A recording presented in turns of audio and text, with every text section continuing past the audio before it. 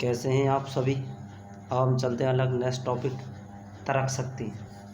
हमारा अगला टॉपिक है तर्क शक्ति, जिसको इंग्लिश में कहते हैं रीजनिंग। तर्क शक्ति। तो तर्क शक्ति होता क्या है? तो तर्क शक्ति पढ़ने से पहले हमें पढ़ना है तर्क। तर्क क्या होता है? युक्ति संगत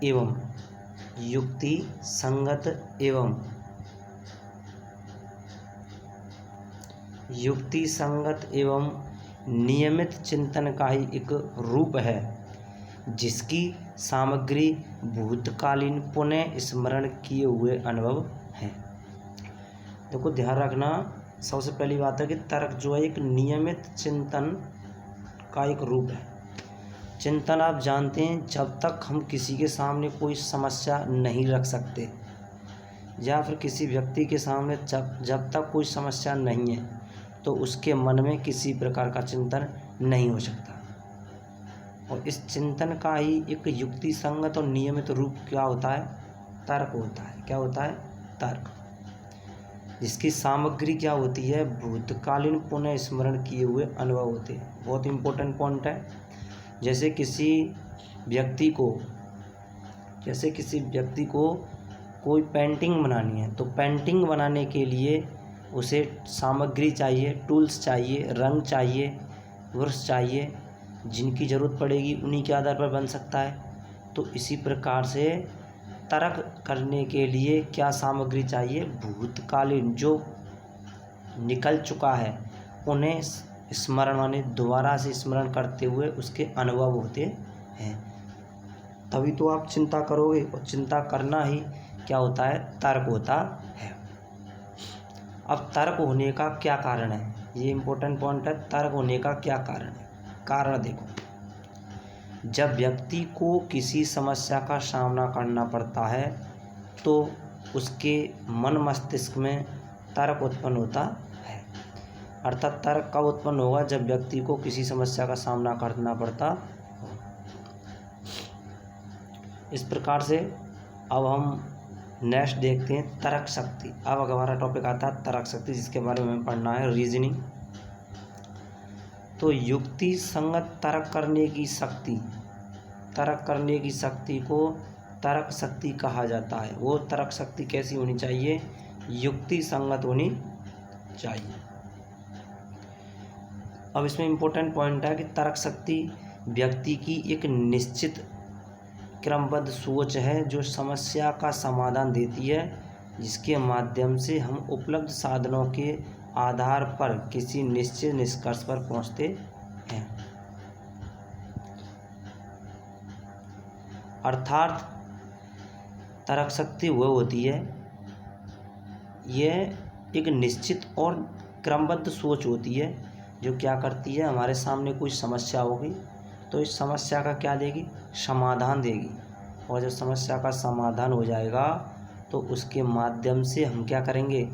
उस प्राप्त सूचनाओं के आधार पर, जिसके बारे में हमें समस्या थी उसका हमें समाधान मिल गया, उनकी सूचनाओं के आधार पर हम किसी निष्कर्ष पर पहुंचते हैं। जैसे हमारे सामने समस्या है, कि परीक्षा किस प्रकार पास करनी है। जैसे आपके सामने एक रीट परीक्षा है और उसको किस प्रकार से पास करना है, ये एक चिंतन की बात है। और सोच विचार के उसका हम क्रमबद्ध ढंग से सिलेबस पढ़ेंगे, युक्ति संगत तर्क करेंगे, हम उस पर सोचेंगे, विचारेंगे और एक क्रमबद्ध रूप से, मतलब क्रमबद्ध रूप से होने चाहिए काम, एक निश्चित और क्रमबद्ध रूप से हम पढ़ेंगे। तो उससे क्या होगा कि हमारा रीट का जो परीक्षा है वो हमारी पास हो जाएगी, अर्थात समस्या का समाधान हो जाएगा।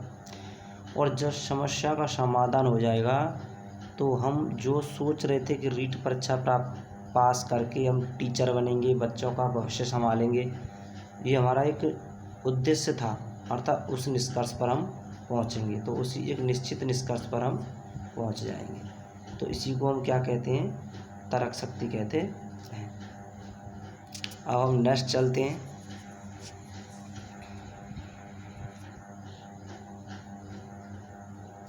तर्क शक्ति चिंतन का उत्कृष्ट रूप एवं जटिल मानसिक प्रक्रिया है।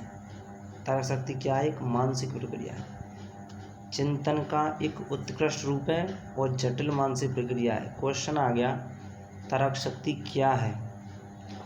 क्वेश्चन है तर्क शक्ति क्या है? ऑप्शन ए चिंतन का एक रूप, ऑप्शन बी सरल मानसिक प्रक्रिया, ऑप्शन डी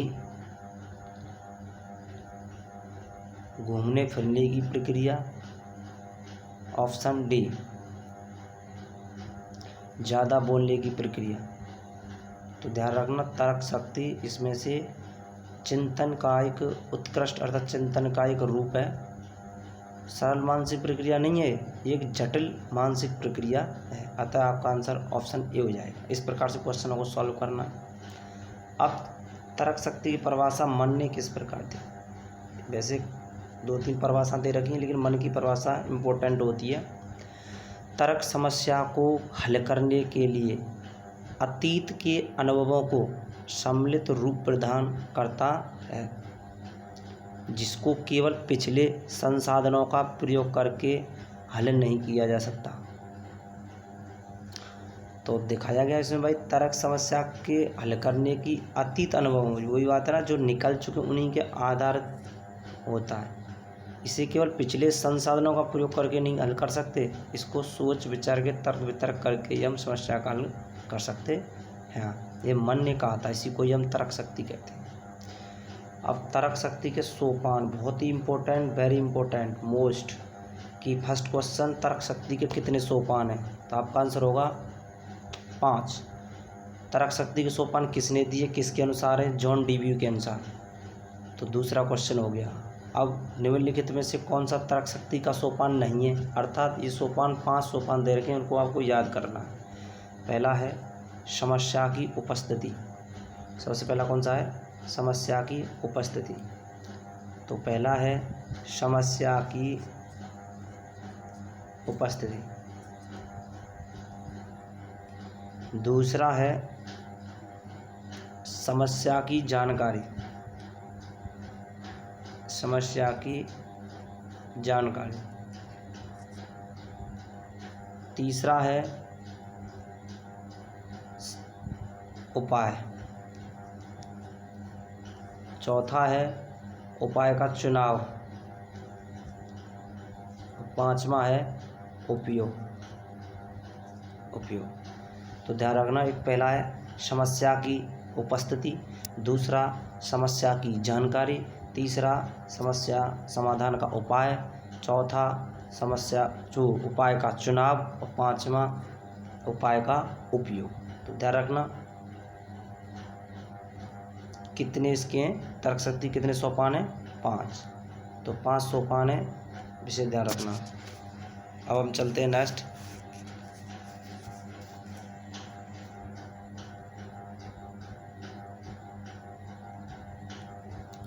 तर्क शक्ति के प्रकार।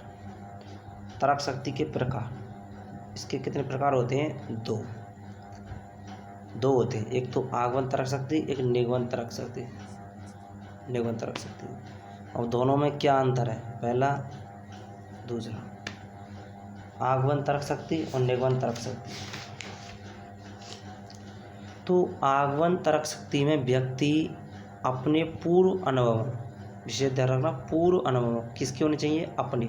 अपने पूर्व अनुभवों एवं स्वयं के द्वारा संकलित तथ्यों सूचनाओं के आधार पर एक समस्या नियम निरूपित करता है।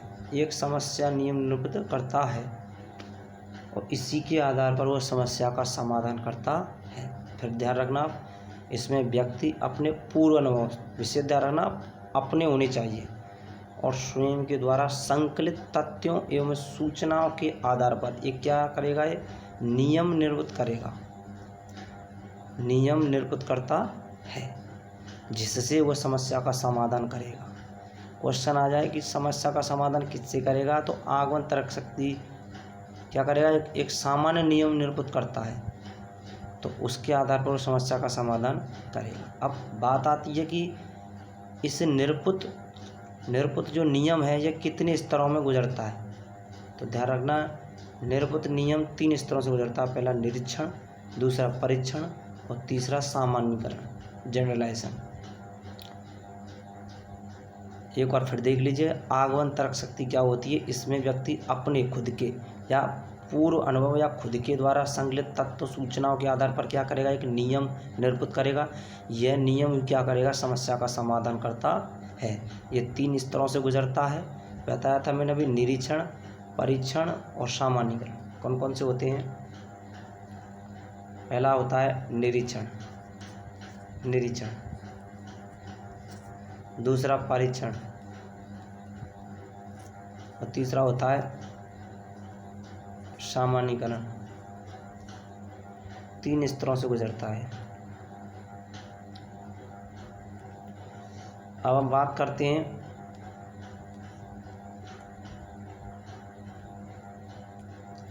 निगमन तर्क शक्ति। निगमन तर्क शक्ति में व्यक्ति दूसरों के, देखो इसमें अपने और इसमें दूसरों के, तो अपने इसमें होता है, इसमें निगमन में दूसरों के अनुभवों, विश्वासों, सिद्धांतों का प्रयोग करते हुए अपनी समस्या का समाधान करता है, निवारण करता है। इसी विधि से सत्य के परीक्षण में एक पूर्व स्वीकृत सामान्य सिद्धांत को स्वीकार करके उसे नवीन परिस्थितियों में प्रयोग करता है। ध्यान रखना, इसमें ये सामान्य सिद्धांत को उसी की जो परीक्षण पर, सत्य के परीक्षण के आधार पर दूसरे के अनुभवों, विश्वासों का प्रयोग किया, समस्या का समाधान किया। जब ये सत्य हो जाएगा तो इसके आधार पर एक नवीन परिस्थितियों में क्या करेगा, एक सिद्धांत प्रस्तुत करेगा। इसके आधार पर और हम देखते हैं कि गणित जो विषय है, स्पेशल पॉइंट पहला है, गणित जो है वो तर्क शक्ति पर आधारित विषय है। किस पर आधारित है, तर्क शक्ति पर। कई क्वेश्चन आ जाएगा कि गणित किस पर आधारित है, तो ये तर्क शक्ति पर ही आधारित है। तो अब कुछ लोग समझते हैं कि अब पशुओं में भी तर्क शक्ति होती है। आपने देखा होगा, जब एक पालतू कुत्ता अपने मालिक को कार में बैठकर जाते हुए देखकर स्वयं भी क्या करता है, घर में वापस अंदर आ जाता है। जैसे कोई मालिक है, कुत्ता उसके पीछे जा रहा है, तो मालिक जब कार में बैठ जाता है तो कुत्ता क्या समझता है कि ये कहीं जा रहे हैं, और वो वापस अपने घर के अंदर आ जाता है। और बालकों में देखा होगा कि एक बालक खिलौना वाले या आइसक्रीम वाले की आवाज़ सुनकर तुरंत घर से बाहर आ जाता है। इन सब क्रियाओं का आधार ही क्या है, तर्क शक्ति ही है। तो ध्यान रखना, तर्क शक्ति से बहुत ही इम्पोर्टेंट क्वेश्चन बनता है और बहुत ही मोस्ट क्वेश्चन बनता है। इसलिए तर्क शक्ति को आप सही तरह से पढ़ लें, क्योंकि तर्क शक्ति जो होती है उसका क्वेश्चन बहुत ही इम्पोर्टेंट होता है और ज़्यादातर क्वेश्चन आने के चांस भी बने रहते हैं तर्क शक्ति से।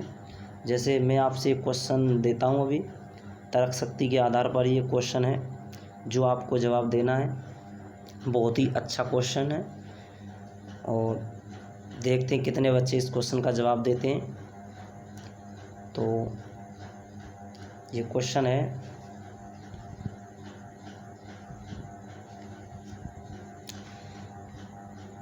चिंतन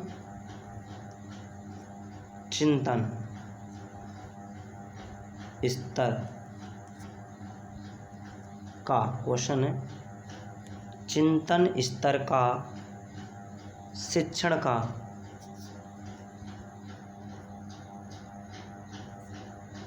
शिक्षण का प्रतिमान किसने दिया।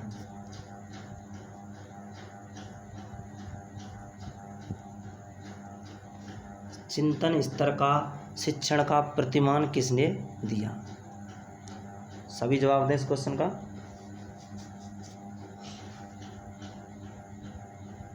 तो इसका आंसर होगा जी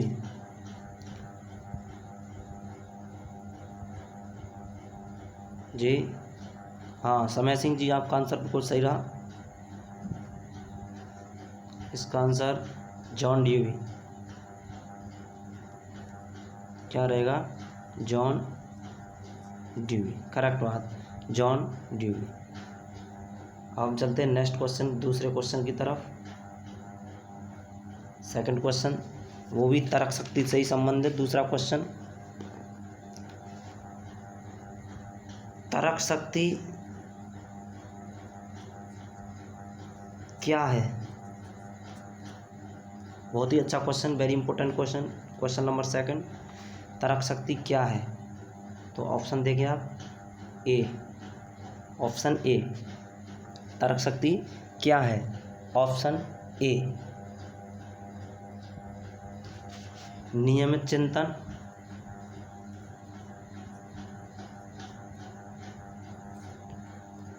नियमित चिंतन। ऑप्शन बी, जटिल जटिल समस्या। ऑप्शन सी, तो ध्यान रखना, पहला नियमित चिंतन, दूसरा जटिल समस्या, और ऑप्शन सी प्रयास और त्रुटि की तरह, प्रयास एवं त्रुटि की तरह। ऑप्शन डी आता है, ऑप्शन डी यहाँ लिख देता हूँ, ऑप्शन डी आता है ऑल। तो बताएं आपका इसका आंसर क्या होगा? जी, आपका आंसर डी होगा। अब हम चलते हैं नेक्स्ट क्वेश्चन की तरफ। अगला क्वेश्चन गणित से संबंधित है, गणित संबंधित, जी गणित से संबंधित है। क्वेश्चन है,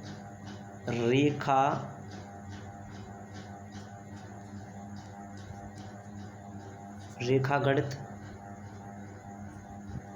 एवं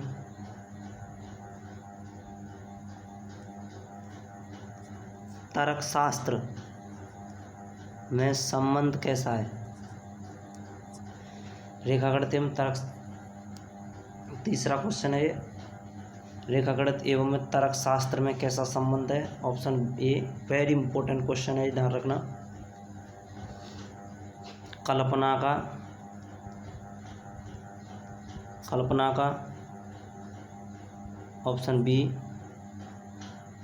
यथार्थ का,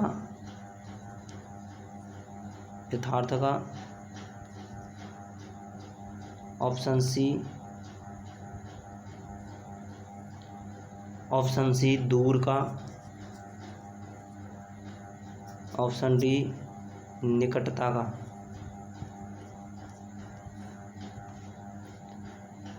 जी, बी वहाँ हट गया है, बी था आपका यथार्थ। सोच कर बताएं। ऑप्शन जो ये था वो यहाँ लिख देता हूँ, कल्पना। बताओ इसमें कौन सा आंसर है? तो आपका आंसर होगा डी, निकटता। कैसा संबंध है? निकटता का। रेखागणित और तर्कशास्त्र में निकटता का संबंध है। जी, next important question number 4। Question number 4, जी गणित विज्ञान है, ये लगातार 2 साल से आ रहा, 2 बार पेपर में आ चुका है। गणित विज्ञान है, ऑप्शन ए स्थान का, ऑप्शन बी पिछली साल भी आया, हाँ, संख्याओं का, ऑप्शन सी गणनाओं का, ऑप्शन डी ऑल। तो आपका आंसर क्या होगा इसमें? गणनाओं का। ध्यान रखना, गणित विज्ञान क्या है? स्थान का, संख्याओं का, गणनाओं का, ऑल का। तो आपका आंसर क्या होगा? ऑल। अब हम चलते हैं नेक्स्ट क्वेश्चन की तरफ। गणित है, ये रीट 2018 में आ चुका है। ऑप्शन ए अमूर्त, मूर्त, मूर्त, दोनों या कोई नहीं। तो आपका आंसर क्या होगा? गणित कैसा है? अमूर्त है। गणित है, गणित कैसा है? अमूर्त, मूर्त, ये दोनों, इनमें से कोई नहीं। तो आपका आंसर क्या होगा? अमूर्त। अब हम चलते हैं नेक्स्ट क्वेश्चन की तरफ। Question number 6। शिक्षण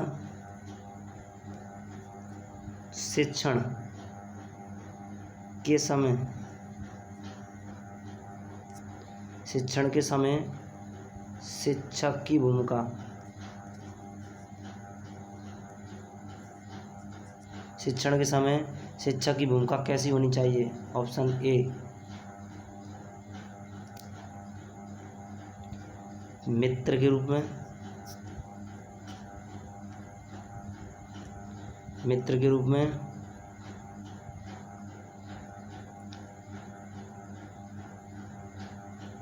दार्शनिक के रूप में, दार्शनिक के रूप में। शिक्षण के दौरान शिक्षक की भूमिका कैसी होनी चाहिए? ये गणित का शिक्षक है, ध्यान रखना। तो ऑप्शन ए था मित्र के रूप में, ऑप्शन बी दार्शनिक के रूप में, ऑप्शन सी पथ प्रदर्शक के रूप में, ऑप्शन डी उपयुक्त सभी। तो आपका आंसर क्या होगा? उपयुक्त सभी। अब हम चलते हैं नेक्स्ट क्वेश्चन की तरफ।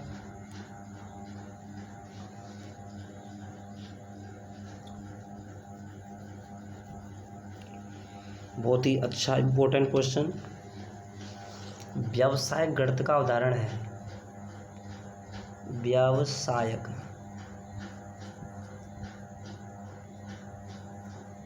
गणित का उदाहरण क्या है? Question number 6। व्यावसायिक गणित का उदाहरण है। तो व्यावसायिक गणित का आपको उदाहरण बताना है। किसका बताना है? व्यावसायिक गणित का। ऑप्शन ए,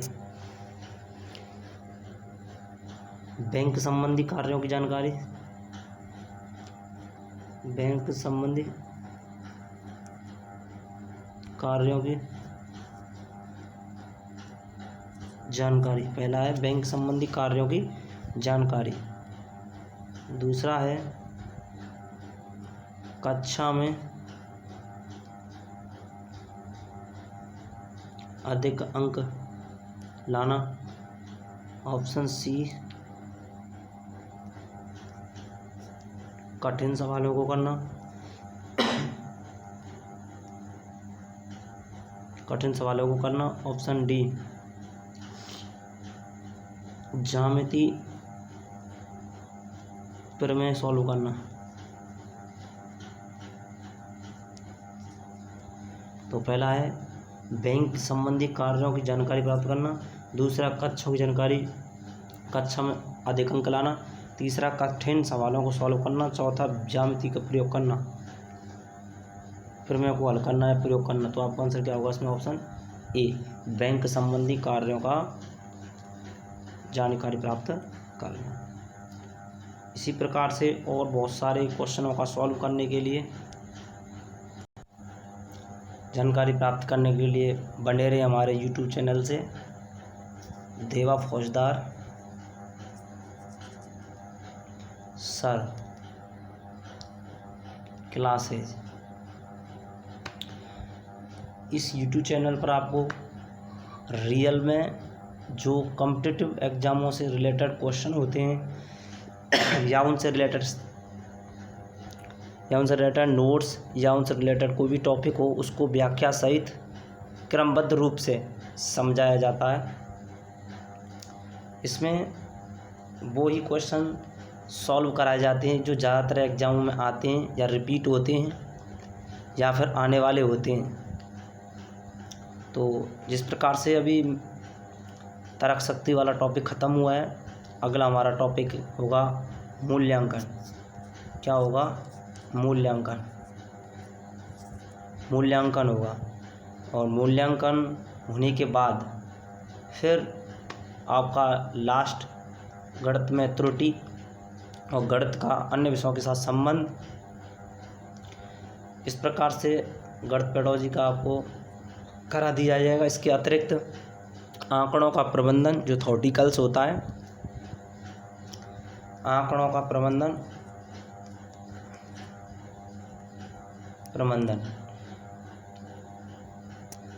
और इसमें वही टॉपिक या वही क्वेश्चन कराए जाएंगे जो ज़्यादातर कंपटीशनों में आते हैं। इसलिए हमारे YouTube चैनल से बने रहें।